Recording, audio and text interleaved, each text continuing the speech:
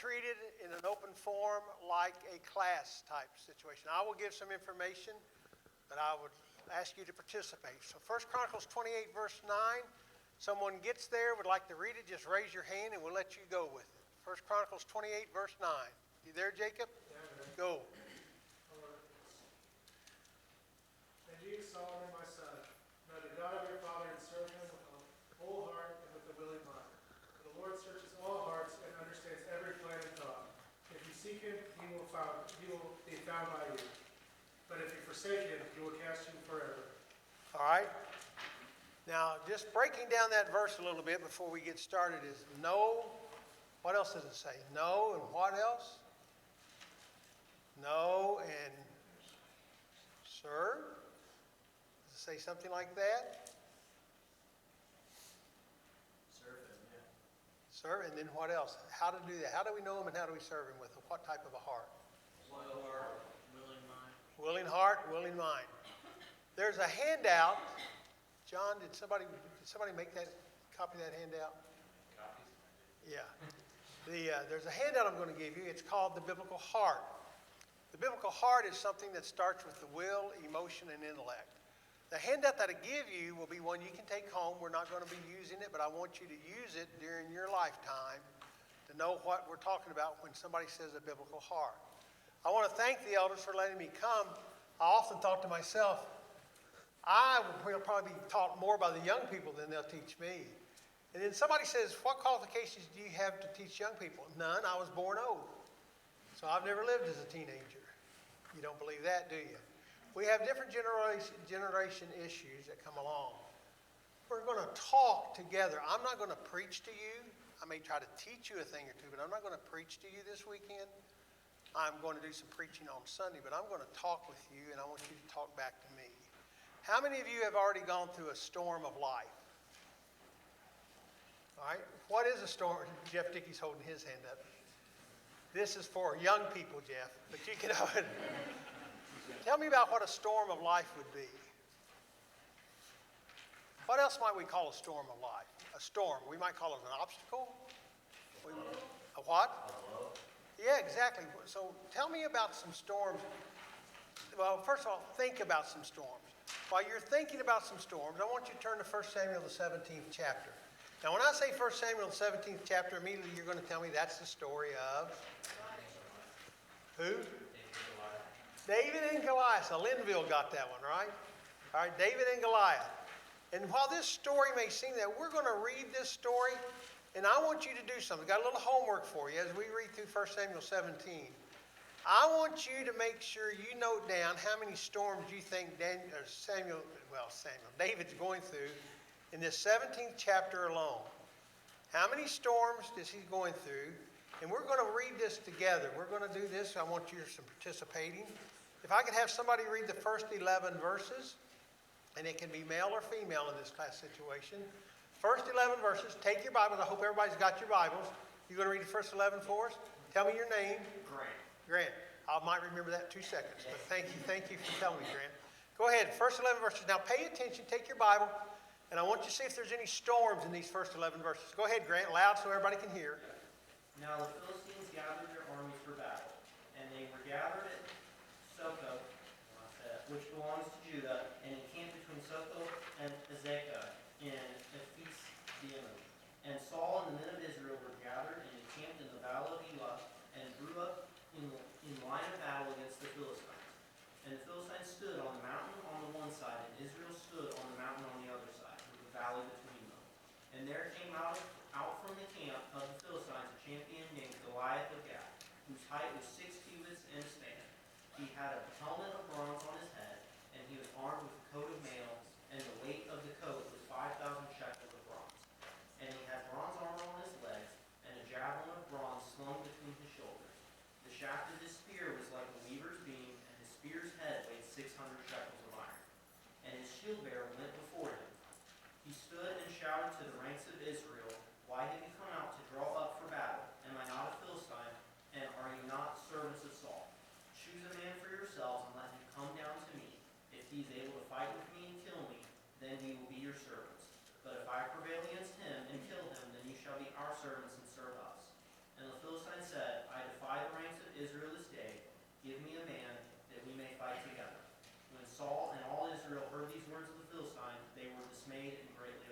Okay, we're not going to ask you right now to tell me what storms are in that first 11 verses, but make a mental note of what you see as a storm or storms in that first 11 verses. Now, let's go ahead and let's read this. Let's read verses 12 all the way down through 20. 12 and end with 19, if someone would like to read that for us, 12 through 19. Now, don't all volunteer at once. Yes, Serbert.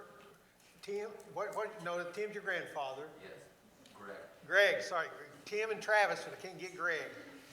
Okay, go ahead, Greg. Now David was the son of an Ephrathite of Bethlehem in Judah, named Jesse, who had 8 sons. In the days of Saul, the man was already old and advanced in years. The 3 oldest sons of Jesse had followed Saul to the battle, and the names of his 3 sons who went to the battle were Eliab, the firstborn, and next to him Abinadab, and the third Shammah. David was the youngest. The 3 eldest followed Saul, but David went back and forth from Saul to feed his father's sheep at Bethlehem.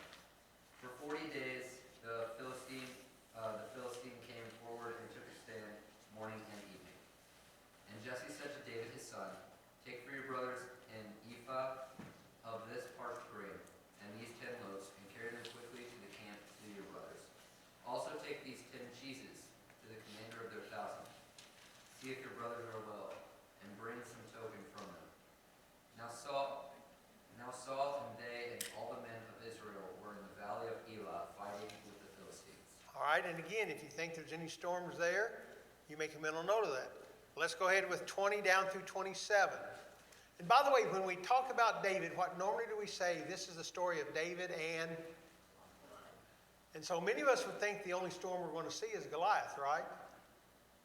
Because that's what we've been taught.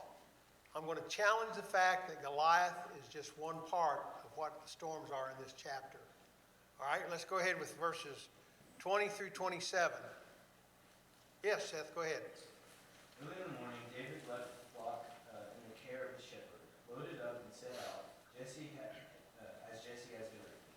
He reached the camp as the army was going out to its battle positions, shouting with a war cry.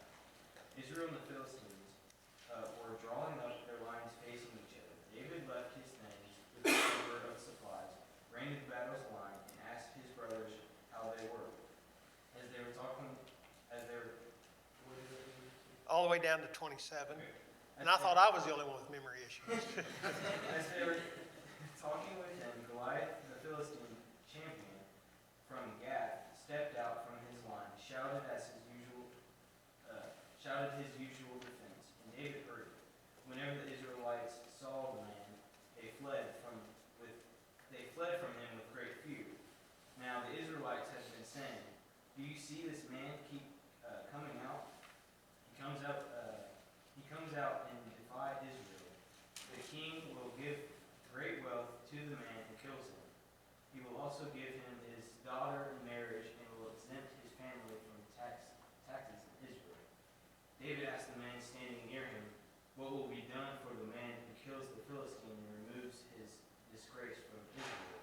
Who is this uncircumcised Philistine that he should defy the armies of the living God?" They repeated to him what they had been saying and told him, "This is what will be done for the man who kills him." All right, same thing. Make a mental note if you see storms going on right now that David's going through. Then let's go ahead to verses 28. Now we're going to read this whole chapter. This may seem strange, but you'll find out something about me as I've gotten older. We don't do enough reading in the Gospels or in the Scriptures to get the full story of it. Sometimes we skip stories. We need to read the Scriptures to get the whole story. So that's something I would encourage you to do. Don't just say it's the story of David and Goliath. There's much more to this than David and Goliath in the situation here. Let's go ahead and read 28 through about 37. 28 through 37. Yes, sir, go right ahead. Now, wait a minute. That's a Dickie. That is a, wait a minute. Tell me again. Dispennett. And you're Doug's boy. I don't know your first name, but I know you're Doug's boy and your last name is Dispennett. Now, what's your first name? Luke. I told you it may take me 5 times, but we'll get it. Luke, go right ahead. Now Eliab, his oldest brother, heard when he spoke to the men. And Eliab's anger was aroused against David, and he said, "Why did you come down here?" And when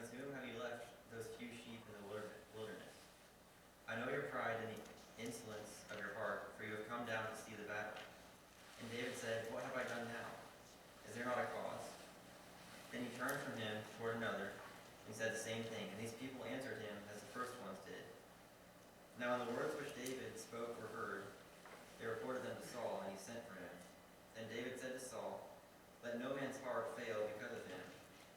Your servants will go and fight with this Philistine. And Saul said to David, you are not able to go against this Philistine to fight with him, for you are a youth, and he a man of war from his youth. How far do you want me to read? To 37. But David said to Saul, your servant used to keep his father's sheep, and when a lion or a bear came and took a lamb out of the flock, I went out after it and struck it and delivered the lamb from its mouth. And when it arose against me, I caught it by its beard and struck and killed it. Your servant has killed both lion and bear, and this uncircumcised Philistine will be like one of them, seeing he has defied the armies of the living God. Moreover, David said, the Lord who delivered me from the paw of the lion and from the paw of the bear, he will deliver me from the hand of this Philistine. And Saul said to David, go and the Lord be with you. All right, again, same thing, I'm repeating. What storms, if you saw any in that period? Now let's read 38 through 47. 38 through 47. Go right ahead, Polly. So Saul clothed David with his armor, and he put a bronze helmet on his head. He also clothed him with a coat of mail. David fastened the sword to his armor and tried to walk, for he had not tested them. And David said to Saul, I cannot walk with these, for I have not tested them. So David took them off. Then he took his staff in his hand, and he chose for himself 5 smooth stones from the brook, and put them in a shepherd's bag, in a pouch which he had. And his sling was in his hand. And he drew near to the Philistine. So the Philistine came and began drawing near to David. And the man who bore the shield went before him. When the Philistine looked about and saw David, he disdained him, for he was only a youth, ruddy and good-looking. So the Philistine said to David, am I a dog that you come with me with sticks? And the Philistine cursed David with his gods. And the Philistine said to David, come to me, and I will give your flesh to the birds of the air and the beasts of the field. Then David said to the Philistine, you come to me with sword, with a spear, and with a javelin, but I come to you with the name of the Lord of hosts, the God of the armies of Israel, whom you have defied. This day the Lord will deliver you into my hand, and I will strike you and take your head from you. And this day I will give the carcasses of the camp of the Philistines to the birds of the air and the wild beasts of the earth, that all the earth may know that there is a God in Israel. Then all this assembly shall know that the Lord does not save with sword and spear, for the battle is the Lord's, and he will give you into your hands. We just sung the song, didn't we? John led us in the battle belongs to the Lord. Again, make note of any storms you see there. Now let's go ahead and read 48, and let's go ahead and read it all the way down through 58. 48 through 58, let's finish it out. Yes, sir, go right ahead. When the Philistine arose and came and drew near to meet David, David ran quickly toward the battle line to meet the Philistine. And David put his hand in his bag and took out a stone and slung it and struck the Philistine on his forehead. The stone sank into his forehead, and he fell on his face to the ground. So David prevailed over the Philistine with a sling and with a stone, and struck the Philistine and killed him. There was no sword in the hand of David. Then David ran and stood over the Philistine, and took his sword and drew it out of its sheath, and killed him, and cut off his head with it. When the Philistines saw that their champion was dead, they fled. And the men of Israel and Judah rose with a shout, and pursued the Philistines as far as Gath and the gates of Ekron, so that the wounded Philistines fell on the way from Sharon as far as Gath and Ekron. And the people of Israel came back from chasing the Philistines, and they plundered their camp. And David took the head of the Philistine and brought it to Jerusalem. But he put his armor in his tent. As soon as Saul saw David go out against the Philistine, he said to Abner, the commander of the army, Abner, whose son is this youth? And Abner said, as your soul lives, O king, I do not know. And the king said, inquire whose son the boy is. And as soon as David returned from the striking down of the Philistine, Abner took him and brought him before Saul with the head of the Philistine in his hand. And Saul said to him, whose son are you, young man? And David answered, I am the son of your servant Jesse the Bethlehemite. All right, thank all y'all for reading. Again, think about the storms, we've seen that. But hold on, we're not ready to talk about storms yet. Turn your Bibles over to Ecclesiastes, the 3rd chapter. Remember Ecclesiastes, the 3rd chapter. When we think about Ecclesiastes 3, there was a popular song made by the Turtles, which you probably have never heard of, back into the 60s, early 70s, and it was called Turn, Turn, Turn. But Ecclesiastes 3, verses 1 through 8, notice about life and what the wise man says about life. And while you're turning there and we get ready to read that, for the rest of your life, you need to think about this thought. If you read one book a month of the Bible, add it to the one book you ought to read every month, and that's the book of Ecclesiastes. You need to read the book of Ecclesiastes every month of your life and add another book to it. Because it will tell you things about life that you're going to try to experience on your own. And Solomon says, done been there and did that. And it wasn't worth it. And that'll keep us all out of trouble. Ecclesiastes 3, 1 through 8. Someone there, now this is going to take, I really want some concentration on what is being said here. Ecclesiastes 3, 1 through 8. Someone got that? Catherine, you got it? Go right ahead. Loud, hun, so we can hear it. For everything there is a season, and a time for every matter under heaven. A time to be born and a time to die. A time to plant and a time to pluck up what is planted. A time to kill and a time to heal. A time to break down and a time to build up. A time to weep and a time to laugh. A time to mourn and a time to dance. A time to cast away stones and a time to gather stones together. A time to embrace and a time to refrain from embracing. A time to seek and a time to lose. A time to keep and a time to cast away. A time to tear and a time to sow. A time to keep silence and a time to speak. A time to love, a time to hate. A time for war and a time for peace. Folks, you just heard life. Your life is going to be full of seasons. We're going to talk more about life tomorrow, about this is your life, and then on Sunday, building a life of endurance. But that's life. Ups and downs of life. Sometimes we have to look at it this way. Sometimes life is down. I picked that emoji because I've got a grandson back there, Parker, that his father gave a lesson a year or so ago. And he used two emojis, and they really impressed me because I look at that and say, I recognize that emoji. I know y'all are shocked that I even know what an emoji is. But that's an emoji. That's the downside. We have those downsides, right? We have frowny days. We also have the ups of life. Ecclesiastes 3, 1 through 8 talks about that. But here's the main thing I want to get to. Those ups and downs are real. We're going to find that over in what we just read in 1 Samuel, the 17th chapter. David's storms. What is the first challenge that he really faced? What do you think the first challenge was? If I put that picture up there, what would that be? He's the youngest son.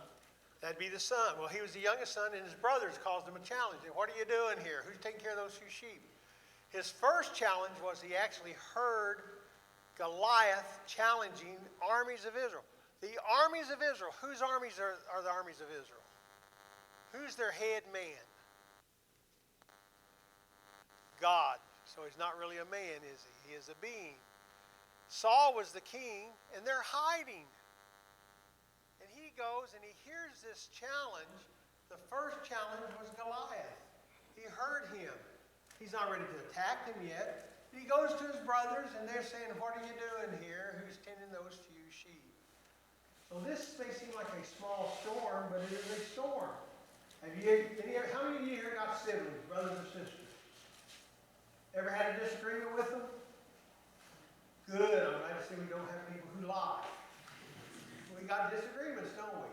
But what happens is that becomes a storm. So the first storm he's facing is the fact he heard Goliath's challenge. Then his brothers come along. The second storm is what? What would you see there? Look down at verse 31. What's the second storm he's gone through?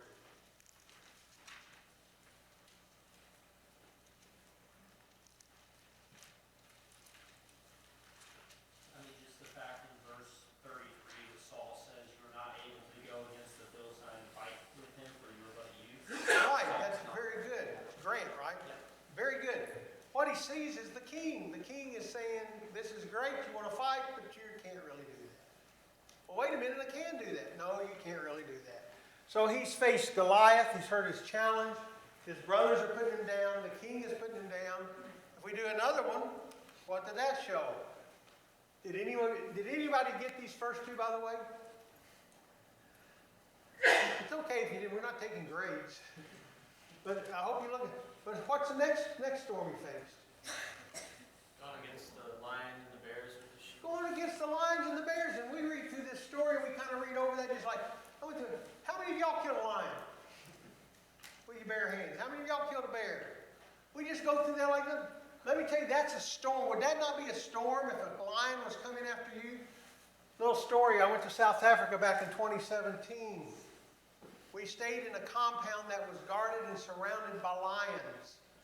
The last day we were there, one of those lions got loose. They had not been fed for 7 days. It came down after us.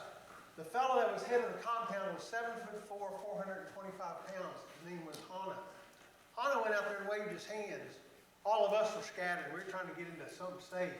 That lion ran from him. I guess I'd run from a 7'4", 350 pound man too. But anyway, what happened was, it came to light.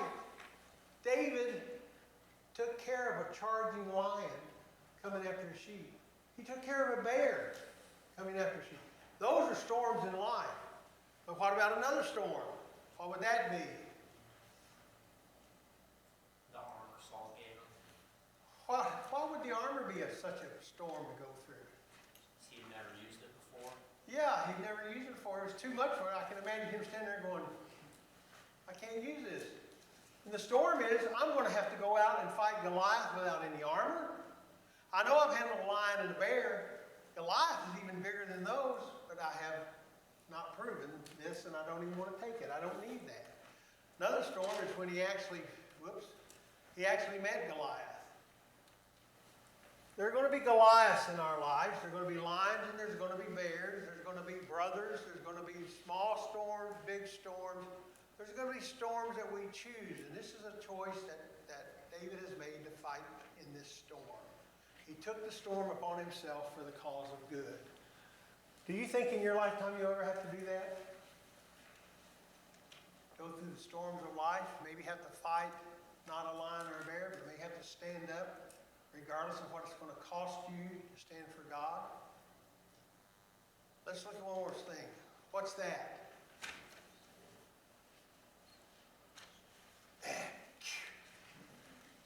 If you chop off a head with something, what do you use to chop the head off? A sword.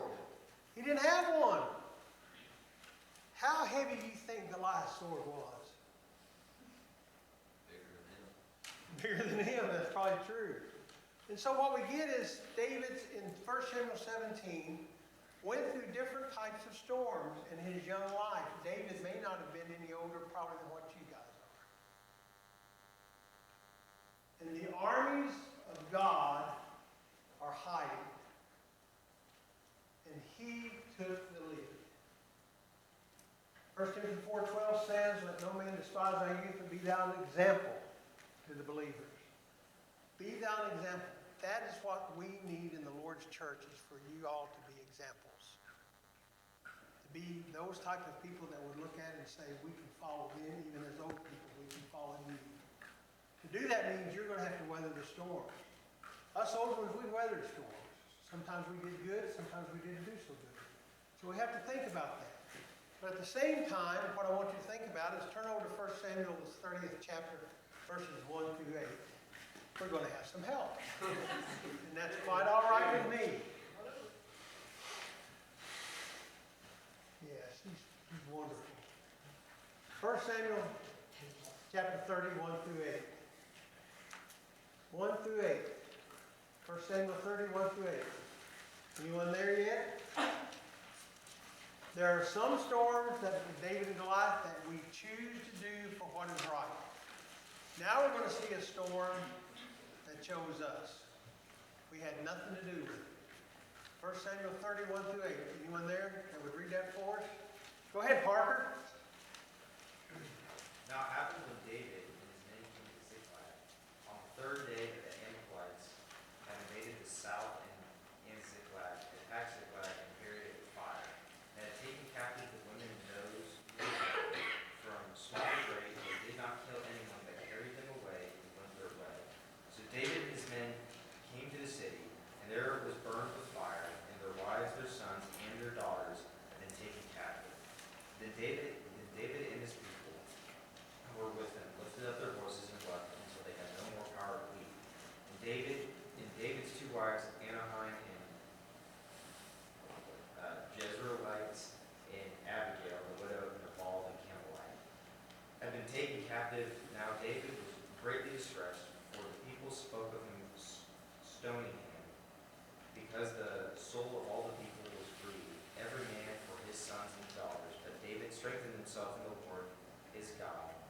said that Abiathar, the priest Amalek's son, please bring the ephod here to me. And Abiathar brought the ephod to David.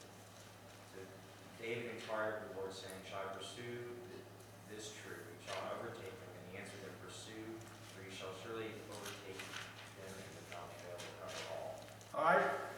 First storm with Goliath, David chose to get into the storm, fight for the good. This storm has chosen him. Remember, there's one little verse in that thing. David and his men wept till they could what?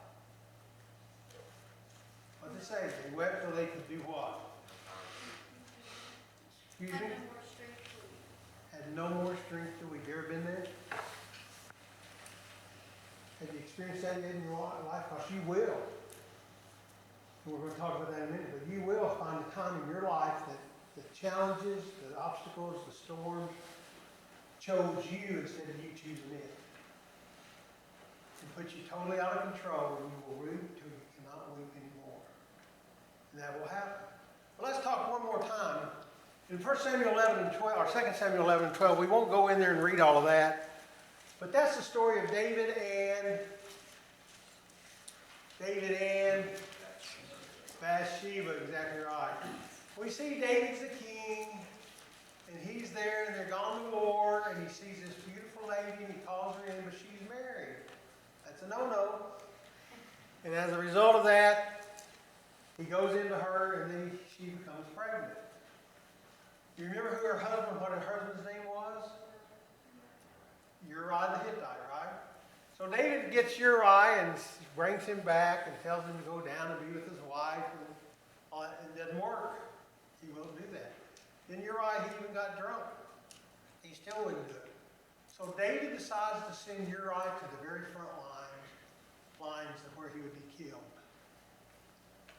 What happens then is there's a fellow by the name of Nathan that comes along. Nathan was a prophet. Talks to David and says, David, here's a little story. David got all upset, and Nathan said to him, you are the man. You're the one that's doing this. Sometimes we're going to fight through the storms that we create by sinning. We're not perfect. We strive for perfection, but we're going to find sin gets us into trouble. And so the storms David found, the one where he chose to do right, the one that chose to attack David in 1 Samuel 30, and the ones where he sinned and caused the storm, there's something that he did in all three of those that made David after God's own heart, even after he sinned. What did he do in all three of those stories that tells us that he was a man after God's own heart? Who helped him with the lion and the bear? God. Who did he give the glory to for killing Goliath? The Lord. What did he do in 1 Samuel 31 through 8? Who did he inquire of after he could weep no more? Who did he inquire of to? The Lord. What happened when Nathan told him he was the man? David says, I have sinned against the Lord. What I'm telling you is, through all the battles do belong to the Lord. You and I are tools in a war between God and Satan. We are soldiers, just like David was a shepherd. He was also a soldier for God. We are soldiers for God. Battles are going to come our way. Obstacles and storms are going to come our way. How we handle them and manage them is what type of person we will be. People my age, and I'm 76, people my age have fought these storms, and either they weathered them one way or the other, or they gave in to them. You're just starting out. Your storms are just beginning. How you weather them is going to be what you're made of your character. So as we think about that, let's go to Matthew 14th chapter. This will be the last full passage we read through about storms. Matthew the 14th chapter. It's a wonderful story. It's one of the greatest stories, I think, in the New Testament about going through storms of life and what we should be focused on. You probably know the story, but let's just make sure we read these 8 verses or 9 verses, and let's get the story down, and we'll see what it is. So let's read the whole passage of Matthew 14, 22 through 34. I guess that's 12 if I have any type of math ability. But let's read 14, 22 through 34 if somebody wants to read that. Go right ahead. Immediately Jesus made his disciples get into the boat and go before him to the other side, while he sent the multitudes away. And when he had sent the multitudes away, he went up on the mountain by himself to pray. Now when evening came, he was alone there, for the boat was now in the middle of the sea, tossed by the waves, for the wind was contrary. Now in the 4th watch of the night, Jesus went to them walking on the sea. And when the disciples saw him walking on the sea, they were troubled, saying, "It is a ghost," and they cried out for fear. But immediately Jesus spoke to them, saying, "Be of good cheer, it is I, do not be afraid." And Peter answered him and said, "Lord, if it is you, command me to come to you on the water." So he said, "Come." And when Peter had come down out of the boat, he walked on the water to go to Jesus. But when he saw that the wind was boisterous, he was afraid, and beginning to sink, he cried out, saying, "Lord, save me." And immediately Jesus stretched out his hand and caught him, and said to him, "Oh, you have little faith, why did you doubt?" And when they got into the boat, the wind ceased. And those who were on the boat came and worshipped him, saying, "Truly you are the Son of God." Oh yeah, that's good. Let's just stop there. I'll put on verse 2. What do you know about Peter right now? What did he do? First thing comes to your mind when I say Peter in the boat with Jesus, he did what? Doubt. That's the first thing that comes to your mind. How many say doubt's the first thing that comes to their mind? Nobody but you. Yes, sir. Well, I'm not sure if you're scared to say that. There's no wrong answers here. I mean, no giving your. How many said doubt? There we go. What else would be the other answer for those that didn't answer? You got to give an answer. What's the other answer? He walked to him. He what? Faith. Faith. He stepped out. He stepped out. This is amazing. Most of the time when we read this story, doubt is the first thing we say about Peter. Do you realize he walked on water? How strong is your faith right now? Most of you are probably here tonight on a Friday night when there's a lot of things going on. You're walking on water right now. Do you think there'll be a time in your life when you sink? What did Peter do to sink? Looked around. Where was he looking when he walked on water? He was looking at Jesus, And then he looked. at the waves. How many of us lose sight of Jesus at times? Blind men in Sierra Leone came up to me as I was teaching. They don't wait for invitations. He came up and says, his helper helped him down the aisle. He said, "Mr. Steve, I need to be baptized." Okay. So I call up one of the brothers from Sierra Leone because white man doesn't baptize over there. And the blind man looked at me, holding onto my arm, said, "Mr. Steve, have you ever seen Jesus?" Well, now, what do you think my answer was? Have you ever seen Jesus? That's exactly what I did. No. He says, "I have through the eyes of faith." He's a blind man. I have through the eyes of faith. I felt this big because I should be seeing Jesus every day through the eyes of faith. Peter was a hand-chosen disciple of Jesus, looking at him, got out of the boat, walked on. How many of you all would have gotten out of the boat? Not me. Peter had that much courage and faith in the Lord. Walk on water, but he lost sight of that. Let's look at this little illustration. This is very crude.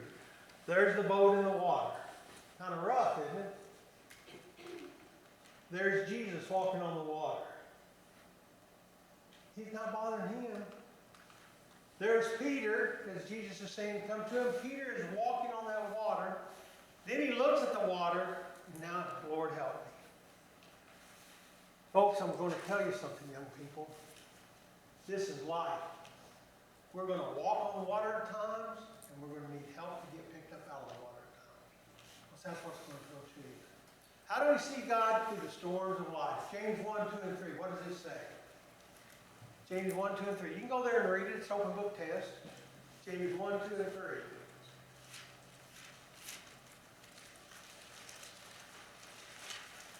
Petrie, when you get there, And it's Luke, right? See, I got that one right, didn't I? Go ahead and read that when you get there. James 1, 2, and 3. Count it all joy, my brothers, when you meet trials of various kinds, for you know that the testing of your faith produces steadfastness. We're going to have joy, or we're going to have trials. Count it joy. We're going to have trials. Doesn't mean you're a bad person. It's going to happen. But I want to ask this. You're either coming out of a storm, going to go through a storm, or a storm is brewing ahead. How are you going to get through your storm? You're facing it with friends, bullying, friends that try to lead you astray, school, whether it's college or whether it's high school, choices and temptations, dating, engagements, marriage. Think of all of these things that's going to happen. Where will I work? Who will I marry? Who will I date? Financial. What do I mean by financial? Don't let it be the only thing we think about. Don't let it be the only thing. How many of you know the term called debt? Let me tell you, what does debt do to us a lot of times? Stress. Excuse me? Causes stress. Causes stress. It puts us in a position where we think about it more than we think about God. If I could give you a little bit of a hint right now, is start managing your money right now. How many of you are in college? All right, how many of you also got jobs? How many of you spend every penny you got in your job to help with college? How many of you save money? There you go. As you go through life, just take this little tip. And by the way, I had 45 years in the business world. I've had 53 years of preaching the gospel. I can tell you one thing. When you start out with your salary, the first raise you get, you save 50% of that. 25% of it is going to be eaten up in taxes probably. Increase your giving to the Lord, and then spend a little bit on yourself. But save 50. If you save 50% of every raise you get, you're going to be okay. Don't overburden yourself with debt. Watch that. That's a storm you can manage right now, starting out. Raising children, which you're not into that row yet, but you need to think about that. Some of you are in that row, Cassie. I'm sorry. Some of you are there. Sickness, disease, and accidents. It's going to happen. It's going to happen. How we manage those things with death. Connie and I have had 15 deaths in the last 6 weeks. 15 deaths in the last 6 weeks. Last week alone, we were in 3 funerals and 1 viewing in a matter of 4 days. It's going to happen. How well will we do that? Look what we need to do. And this is just some instructions before we close. Jesus says, I'm the way, the truth, and the life. He faced death and looking what was to follow. That was the glory of be with God. He faced unjust criticism and unjust death. Some of the funniest passages in the scriptures deals with Jesus and John the Baptist. Jesus said, John the Baptist came, and he came, of course, in his camel hair, and he ate locusts and honey. They made fun of him. Jesus comes, and they call him a glutton, and he was eating with sinners. I think that's hilarious, because people are never going to be satisfied. So you're not going to satisfy all the people. But he faced unjust criticism and unjust death. He experienced the storms of life as we do. In Hebrews 4:15 it says, we have a high priest who is tempted in all points as we are, yet without sin. When we think about that, Jesus is your Savior. He's my Savior. He knows what you're going through. How old was Jesus when he started his ministry? Excuse me? 12? He answered questions in the temple, didn't he? That's a good answer. 30? Who said 30? How old was he when he died? 33. He died young. How many of you are in your 20s? 33. He died young. When we think about this, what we need to think of is what he says in John 16, verse 33. Be of good cheer. I have overcome the world. We're going to talk more about those things tomorrow. And Jesus is our victory over the storms of life, 1 Corinthians 15:57. What I want to tell you is, always look to Jesus. He's the author and finisher of our faith. Also, and we won't read all these, I want you to get these down. I see some of you copying, that's good. Live with assurance. What's that mean, with live with assurance? What's assurance mean? Not insurance, but assurance. What's that mean? You know that something's going to happen. Yes, we know what's going to happen. What's going to happen if we live for Jesus? He's going to deliver us through the storms just like with Peter. But we're going to falter, but he'll be there for us. Also, love the truth. The truth is that which agrees with final reality. Love the truth. Don't lie. Don't tell stories. Love the truth. You may suffer for it, but love the truth. Remember our mission. What's Ecclesiastes 12, 13, and 14 say? Remember thy Creator in the days of thy youth. And also says the whole duty of man is to what? Fear God, keep His commandments. Fear God, keep His commandments. That's the whole duty. That's our whole purpose. Doesn't make any difference how many medals you win, how many trophies you got, how many degrees you got. Whether you're the best soccer, baseball, basketball, football player, best band player, best singer, none of that makes a difference.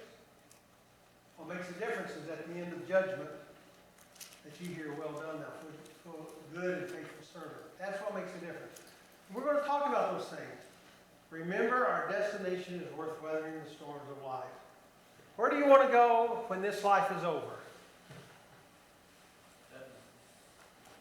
Seems like a long way away, doesn't it? Seems like a long way. Let me tell you, I want you to mark this down. In a blink of an eye, you may be standing before young people at 76 years old, wondering where did all the time go. Connie and I ran the camp for 14 years, starting in 1984, I guess it was, or 83, whenever it was. I look at that time when we had young people, and those young people are sitting in the audience as parents, aren't they, Savannah? I look at that and say, I'll go hold meetings and people will come up to me with their grandchildren and say, do you remember me? I was on the red team. Excuse me, 40 years have passed. Folks, your life will pass before you quit. Stay focused on what your mission is. Stay focused on Jesus. Tomorrow morning, I'll announce this now, you've got your biblical heart. Read through those tonight. Just read through them. You don't have to study through them. Just read through them so you get a picture of that. We start off with, do I really know God tomorrow? Then we get in, this is your life, the lesson from the start. Have any of you heard about the lesson from the start? Some of you have heard it. Some of you have maybe experienced it. We're going to talk about the start. And Sunday morning, the Lord's Day, Sunday morning worship will be building a life that endures. And then Sunday night will be the subject of God is asking and seeking. Any thoughts or questions you want to ask tonight? Because after this, we go to that slide right there. The same one as you're going through a storm, you're coming out of a storm, or you'll be going through a storm. So you think of that. You'll see this slide at the end of every one of them. Why would I show this slide at the end of every lesson?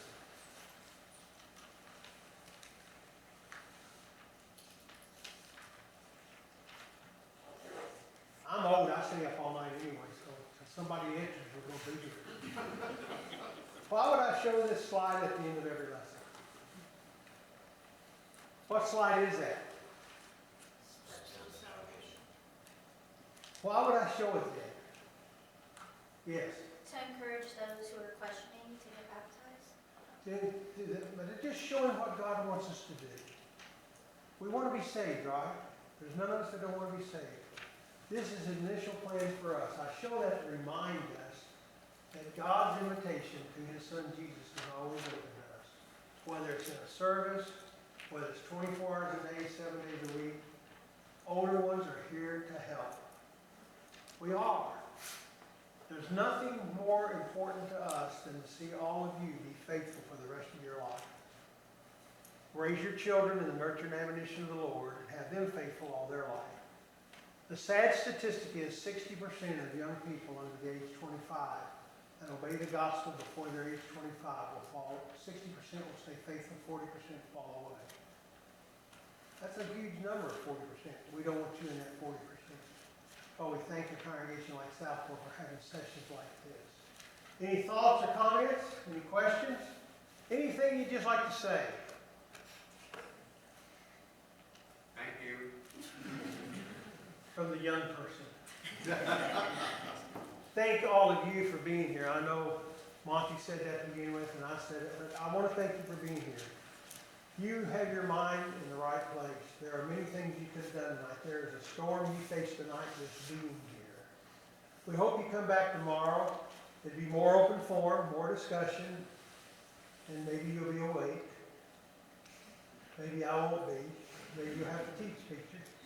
You'll be here tomorrow, you gotta work. You'll be here. So encourage on it. And tomorrow when you come in, if I say, look at you and go, let me think, just say your name, that'll save you some time. Appreciate all y'all being here. John, do I turn it back over to you, Monty, or who? I'll turn it back over to John.